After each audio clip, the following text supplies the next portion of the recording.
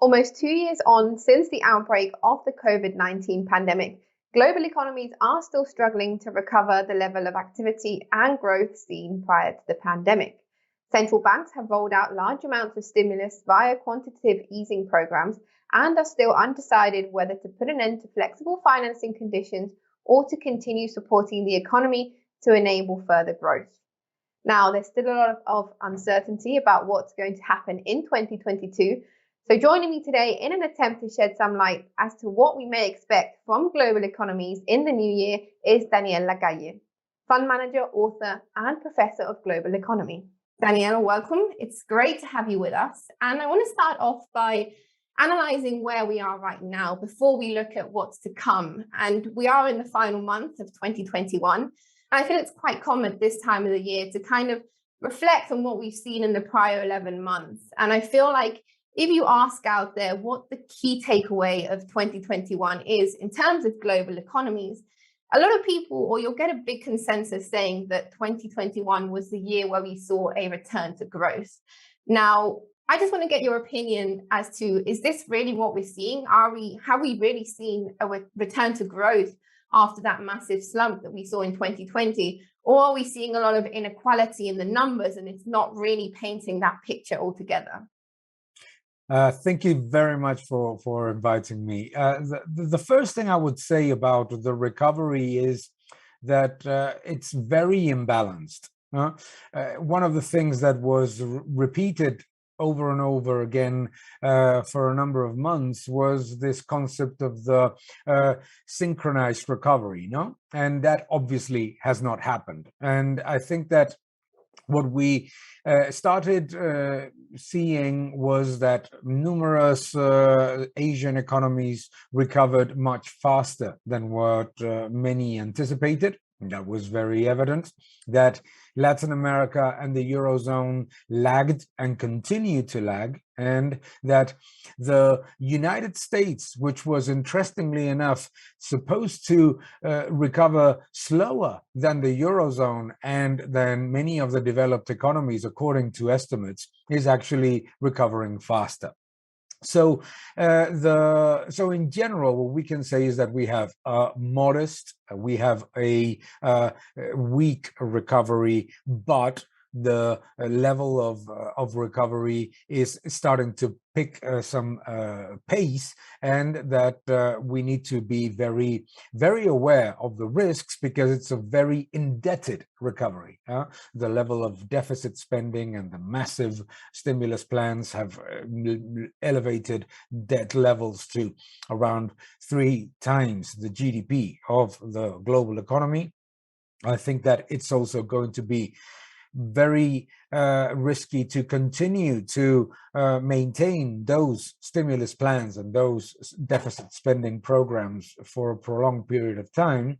But in general, what we can say is that about 90% of the world's economy will have recovered the GDP of 2019 by 2022, and that the slowdown is obviously going to happen. We're going to have much lower rates of growth into 2022 and 2023 than what many would have hoped for. Yeah, we'll pick up on central banks in just a little bit to get your views as to, what monetary policy is doing and where it may go. But staying a bit on the top level right now, in terms of the growth figures or projections that we're seeing for next year, we've seen the likes of the European Commission say that the EU growth will be at around 4.3% in 2022 and then slowly dropping down in 2023. Now, there's still a lot of risk out there in the global economy, and I think you can't really expect an economy to perform exactly how it was doing in 2019 until we have most of these health risks out of the way. What do you think are the factors that we're seeing going into 22 that can determine this growth or can hinder this growth, in terms of what are those risks that can really derail these projections going forward? What to look out for? I think that what investors must be aware of is that most of these projections are based on an assumption of fiscal multipliers of government spending that have never happened. So it is absolutely normal to and advisable to at least start to think that such levels of growth are likely to be at least trimmed, because it's almost impossible to achieve the level of fiscal multipliers that international bodies are assuming to get to those levels of growth. I think that also the risk of inflation is very important. Inflation, even if it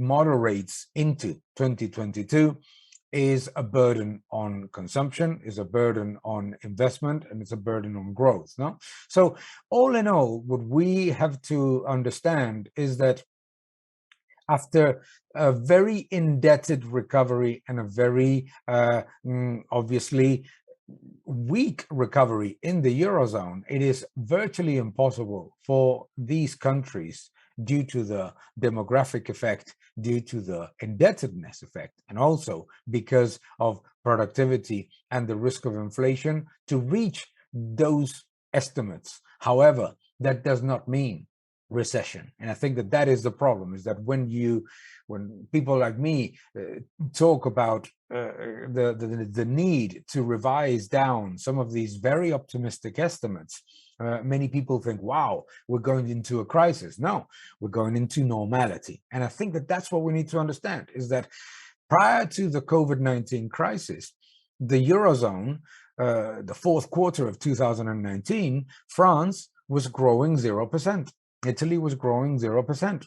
Germany was not growing either. So we need to understand that the factors that were driving the slowdown of the Eurozone prior to COVID-19 are where we are recovering into. We are recovering into those levels of low growth, high debt, and weak productivity growth. Yeah, now I want to quickly pick up on when you were talking there about inflation, because towards the end of this year, a lot of what we've seen of these bottlenecks and disruption in global supply have caused inflation to soar. I mean, inflation in the Eurozone, in the US, 30-year highs.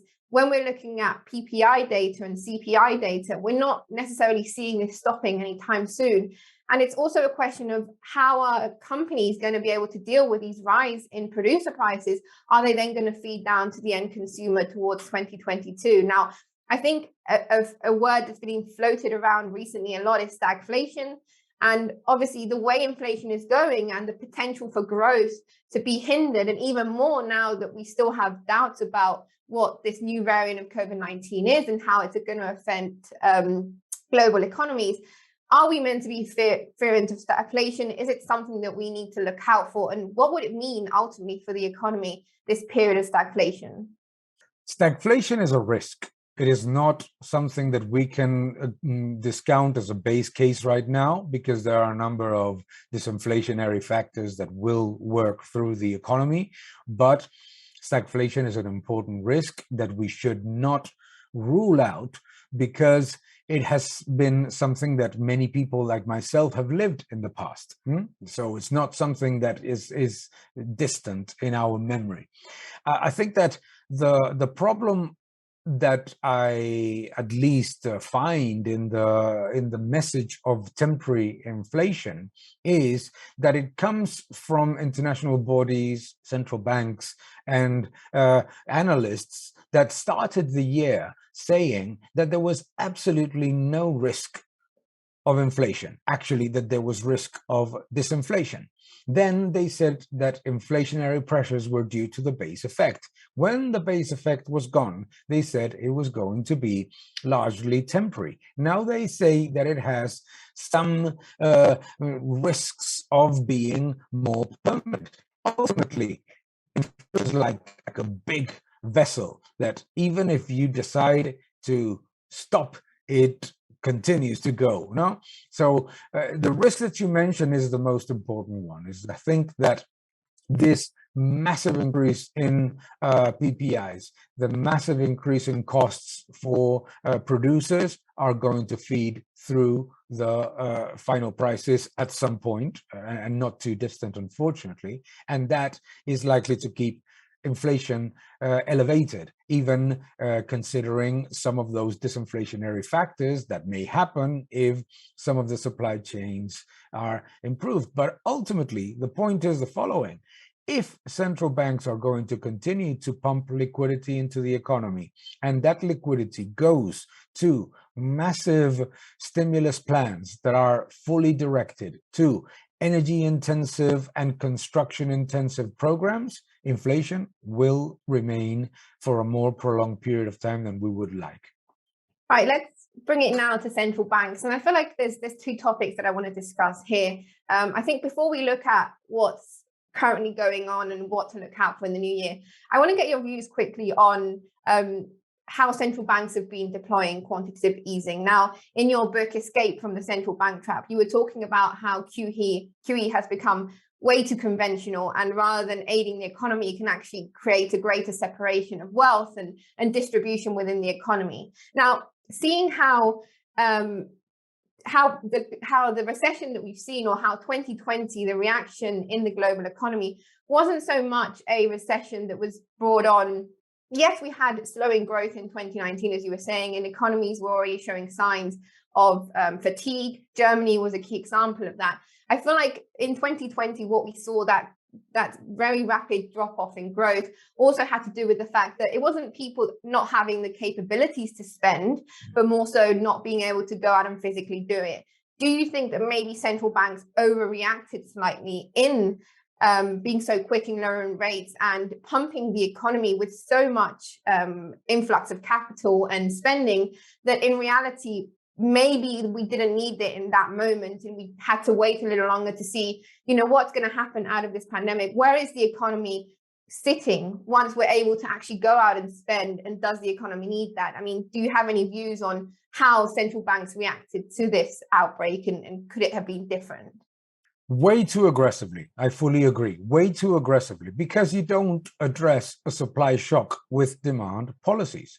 More importantly, the negative impact of demand side policies when what you're living is simply that a large part of the population is simply not being able to consume. It's not that they would, as you very well said, did not have the means or were suffering from a credit crunch or something like that. No, it was simply that we were all in lockdown. No, so think about this. In the middle of a lockdown, you massively increase money supply, and that money supply goes to government spending that is fully directed to spending on current levels of current items. No, so what happens is that once you open the economy, you've created a much larger bottleneck than would probably have existed anyhow in a just-in-time economy that has been shut down for a few months. So the problem is that central banks address the supply shock with massive demand-side policies, therefore creating obviously a very booming equity and fixed income market, however, creating at the same time the roots of an inflationary pressure on goods and services that actually slows down the recovery. So to a certain extent, I had a discussion with Judy Shelton about this. She was saying that the recovery would have been a lot stronger without such a massive level of quantitative easing and stimulus packages. Not without them at all, which tends to be the mistake. People think, oh, doing nothing. No, but without this absolutely disproportionate demand-side policy package in the middle of a lockdown. Well, now we are where we are. We've seen this amount of stimulus in the economy. We're still with rates at ultra lows, a lot of capital flowing in the economy still. Now let's look ahead at what to expect in 2022. And we have seen some central banks start raising rates, and some are starting to pull back on that stimulus. We have the Federal Reserve talking about rate hike expectations in 2022, potentially seeing 3 rate hikes along the line. But I think one bank that stands out, and it's not a surprise to anyone, is the ECB. The ECB has long been considered one of the most dovish central banks out there.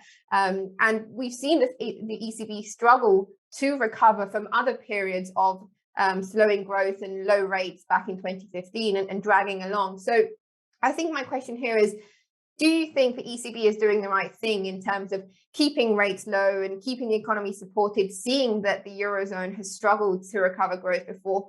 Or do you think that we should be focusing on the fact that there's too much stimulus in the economy and inflation is the real enemy here, and we should start to try and tame inflation before we can consider what's the playing field we're left with?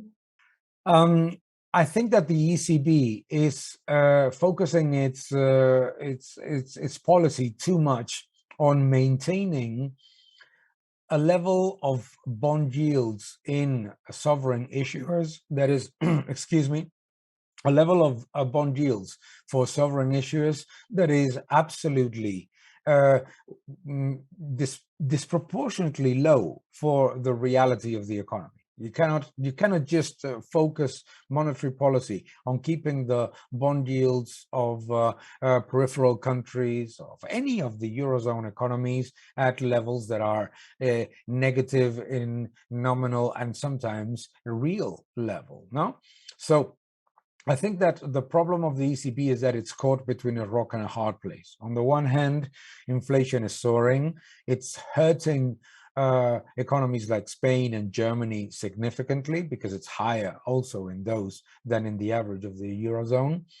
While at the same time, if it stops the purchases or at least reduces them and increases rates, the impact on sovereign issuers is going to be very large, even from a very modest increase in bond yields.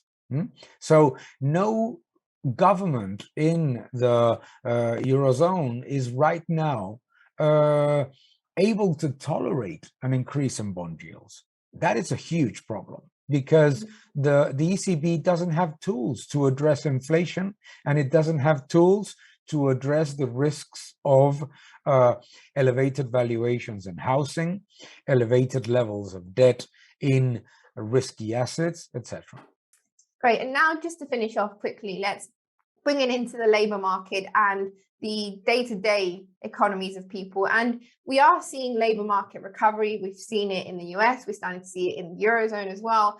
But if you look at the participation rate, it's actually pretty stagnant, even dropping in some places. So yes, we have less unemployment. We have growing an improving labor market, but the people are dropping off. People actively looking for employment, or people that are actually in employment, is dropping off. Now, that seems to be potentially tied in, I guess, maybe to inflation, the way it's eroding people's capabilities to keep up in terms of the purchasing power of consumers. Also, it's more expensive for businesses to keep operating. I just want to get your final view in what do you think is the picture of growth we're going to see in 2022? And I think this comes back to what you were saying earlier, this disparity in terms of growth, and it's going to be very uneven. What's your final takeaway of what to expect in 2022 in terms of global growth? In 2022, we should expect China growing significantly less than estimated because the real estate situation is much more important, a lot more important actually than what many are assuming, particularly in some of the consensus estimates that we see. I think that the United States is also going to slow down its growth, but reach the levels of unemployment that it had prior to the pandemic, probably at the end of 2022. Labor participation rate is a big problem because there is an elevated number of people in developed economies that are simply unable to come back to to work because inflation is too high. They cannot take their kids to to daycare. They cannot. They need to have somebody that is taking care of other things. It's not easy. No, it's not easy. So the risk that I see is, I think that the biggest risks for 2022 come from China and the emerging economies, where the fiscal and monetary imbalances are very aggressive and can deliver a much steeper decline in the improvement of the economy. And I think that the Eurozone is on its path to its normal low levels of growth, but the United States is probably going to be able to deliver rates of growth and employment that are probably stronger than its peers. So in general, I would think that investors should count on lower growth, inflation to be prolonged for a longer period of time than was initially estimated, and elevated levels of debt to continue. And as such, central bank policy has to remain extremely accommodative. So I think that is the key factor, in my opinion. I don't think that we will see the rate hikes that have been announced, and there'll probably be a lot less. And I don't think that central banks are going to reduce purchases of assets that significantly. Thank you, Daniel, for all of your insights. That was Daniel Lacalle giving us his views on what to expect in 2022 from global economies. For more videos from us here at IGTV, join us on Twitter at IGCom, Instagram, and subscribe to our YouTube channel.